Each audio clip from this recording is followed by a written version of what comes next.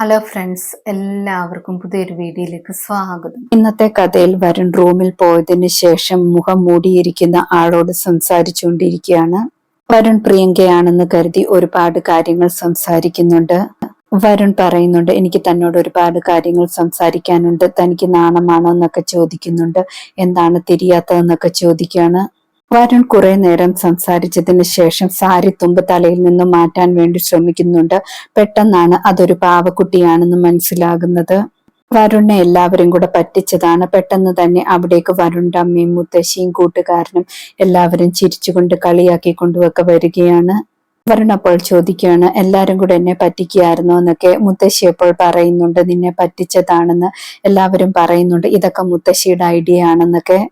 വരുൺ അപ്പോൾ ചോദിക്കുന്നുണ്ട്, ഇത്ര ആൾക്കാർ മാത്രമേ കൂട്ടിയിട്ട് വരാനുണ്ടായിരുന്നുള്ളൂ, കല്യാണത്തിന് വന്ന ആൾക്കാരെ മൊത്തം വിളിച്ചിട്ട് എന്നെ നാണം കെടുത്തരുതായിരുന്നോ എന്നൊക്കെ ചോദിക്കുന്നുണ്ട്.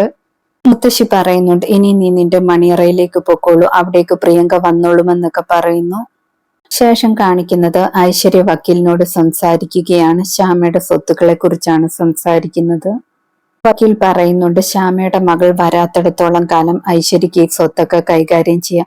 പക്ഷെ ശ്യാമയുടെ മകൾ പ്രായപൂർത്തിയായിട്ട് വന്നു കഴിഞ്ഞാൽ പിന്നെ ആ സ്വത്തുക്കളിൽ ഐശ്വര്യക്ക് ഒരവകാശവുമില്ലെന്നൊക്കെ പറയുന്നു. ഐശ്വര്യ അപ്പോൾ ചോദിക്കുന്നുണ്ട്, നിയമപരമായിട്ടല്ലാതെ നിയമവിരുദ്ധമായിട്ട് ഒന്നും ചെയ്യാൻ പറ്റില്ല എന്നൊക്കെ. വക്കീൽ അപ്പോൾ പറയുന്നുണ്ട്, ശ്യാമയുടെ മകൾ ജീവിച്ചിരിപ്പുണ്ടെങ്കിൽ ഒന്നും ചെയ്യാൻ പറ്റത്തില്ല, അവൾ ജീവനോടില്ലെങ്കിൽ മാത്രമേ എന്തെങ്കിലും നടക്കത്തുള്ളൂ എന്നൊക്കെ പറയുന്നു.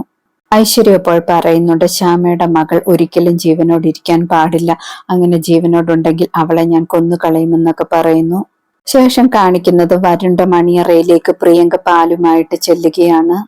വരുണിന് പ്രിയങ്കയെ കാണുമ്പോൾ ഷോക്ക് ആകുന്നുണ്ട്. പ്രിയങ്ക ചോദിക്കുന്നുണ്ട്, നീ ആരാണ്, നീ എന്തിനാണ് എന്റെ റൂമിലേക്ക് വന്നത്, വെറുതെ കളിക്കുകയാണോ എന്നൊക്കെ ചോദിക്കുന്നു. പ്രിയങ്ക അപ്പോൾ പറയുന്നുണ്ട്, ഞാൻ പ്രിയങ്കയാണെന്ന്. വരുൺ അപ്പോൾ പറയാണ്, വീണ്ടും എല്ലാവരും കൂടെ എന്നെ കളിപ്പിക്കുകയാണെന്നൊക്കെ. വരുൺ പ്രിയങ്കയെ വഴക്ക് പറയുന്നുണ്ട്, ഒരു മണിയറയിലേക്ക് നീ എങ്ങനെ കയറി വരാമോ എന്നൊക്കെ ചോദിച്ചിട്ട്, ഇതിനെല്ലാം കാരണക്കാരാരാണെന്ന് ഞാൻ ഇപ്പൊ തന്നെ തെളിയിച്ചു തരാമെന്നൊക്കെ പറഞ്ഞിട്ട് താഴേക്ക് വരുൺ പോകുന്നുണ്ട്. വരുൺ എല്ലാവരെയും വിളിക്കുകയാണ്, മുത്തശ്ശിയും അച്ഛനെയും അമ്മയും എല്ലാവരെയും വിളിക്കുകയാണ്. അതേസമയം പ്രിയങ്ക മനസ്സിൽ വിചാരിക്കുന്നുണ്ട്, ചേച്ചിയുടെ കഴുത്തിലാണ് താലി കെട്ടിയതെന്ന് ഇയാൾ കണ്ടു കാണുമോ എന്നൊക്കെ. എന്താണ് ശരിക്കും സംഭവിച്ചതെന്നൊക്കെ ഓർക്കുകയാണ്. വരുൺ താഴെ ചെന്നിട്ട് എല്ലാവരോടുമായിട്ട് പറയുന്നുണ്ട്, പ്രിയങ്ക ഇതല്ല, ഇവളല്ല പ്രിയങ്ക എന്നൊക്കെ പറയുന്നു. കൂട്ടുകാരൻ അപ്പോൾ ചോദിക്കുന്നുണ്ട്, നിന്റെ കണ്ണ് ശരിയായില്ലേ എന്നൊക്കെ. വരുൺ എന്റെ കണ്ണിന് ഒരു കുഴപ്പവുമില്ലെന്നൊക്കെ പറയുന്നു. വരുണിന്റെ അമ്മ അപ്പോൾ പറയുന്നുണ്ട്, മണ്ഡപത്തിൽ വെച്ച് നീ ഇവളെ തന്നെയല്ലേ കണ്ടതെന്നൊക്കെ. വരുൺ അപ്പോൾ പറയുന്നുണ്ട്, ഇവളെയല്ല, ഞാനാണെങ്കിൽ ഫോട്ടോ എടുത്തിട്ടുണ്ട്, ഇവളല്ല പെണ്ണെന്നൊക്കെ പറയുന്നു. കൽപ്പന അപ്പോൾ പറയുന്നുണ്ട്, ആ സമയത്ത് അവിടെ വെച്ചൊരു കുട്ടിയും പറഞ്ഞിരുന്നല്ലോ പെണ്ണു മാറിപ്പോയെന്നൊക്കെ. വരുൺ അപ്പോൾ പറയുന്നുണ്ട്, ഇത് ശരിക്കും പെണ്ണു മാറിപ്പോയതാണെന്ന്. പക്ഷെ വരുൺ പറയുന്നത് കേട്ടിട്ട് ആർക്കും വിശ്വസിക്കാൻ പറ്റുന്നില്ല. വരുണിനെ കൽപ്പനയും കൊച്ചച്ഛനും മാത്രം സപ്പോർട്ട് ചെയ്യുന്നുണ്ട്. കൊച്ചച്ഛൻ പറയുന്നുണ്ട്, അവൻ ഇങ്ങനെയൊക്കെ പറയുന്നതിലും എന്തെങ്കിലും കാര്യമുണ്ടെങ്കിലോ എന്നൊക്കെ. വരുൺ പറയുന്നുണ്ട്, പെണ്ണിന്റെ ഫോട്ടോ ഞാൻ ക്യാമറയിൽ എടുത്തിട്ടുണ്ട്, ഞാൻ ക്യാമറ കൊണ്ടുവന്ന് കാണിക്കാമെന്നൊക്കെ പറഞ്ഞിട്ട് ക്യാമറയുമായിട്ട് വരുൺ വരുന്നുണ്ട്. പക്ഷെ ഫോട്ടോ എന്ന് നോക്കുമ്പോൾ അതിൽ കാണുന്നില്ല. വരുൺ പറയുന്നുണ്ട്, ക്യാമറയ്ക്കുള്ളിലെ ഫോട്ടോ ആരോ ഡിലീറ്റ് ചെയ്തിട്ടുണ്ട്, എന്തോ ചതി നടന്നിട്ടുണ്ടെന്നൊക്കെ പറയുന്നു.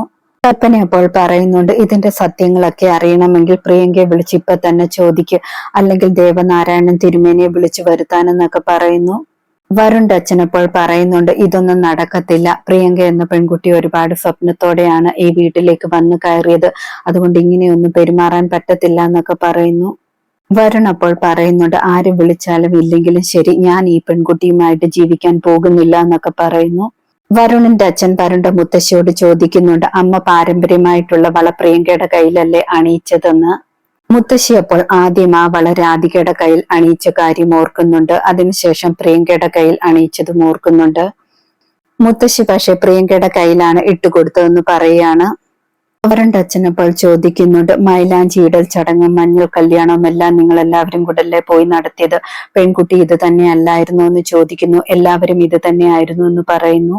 വരുണിന്റെ അച്ഛനപ്പോൾ പറയുന്നുണ്ട്, വരുൺ മാത്രമാണ് ഇങ്ങനെ പറയുന്നത്, എന്തായാലും ഒരു പെൺകുട്ടിയുടെ കണ്ണുനീര് ഇവിടെ വീഴ്ത്താൻ ഞാൻ സമ്മതിക്കത്തില്ല എന്നൊക്കെ പറയുന്നു. വരുണിന്റെ അച്ഛൻ സ്ട്രിക്റ്റ് ആയിട്ട് പറയുന്നുണ്ട്, ഇനിയും ഈ കാര്യത്തെ കുറിച്ച് ഇവിടെ ആരും ചർച്ച ചെയ്യണ്ട എന്ന്. അച്ഛൻ പറയുന്നത് കേട്ടിട്ട് വരുൺ മൊത്തത്തിൽ പ്രതിസന്ധിയിലാകുന്നു. ഇന്നത്തെ കഥ ഇതോടെ അവസാനിക്കുന്നു. പുതിയൊരു കഥയുമായി വീണ്ടും കാണാം. താങ്ക്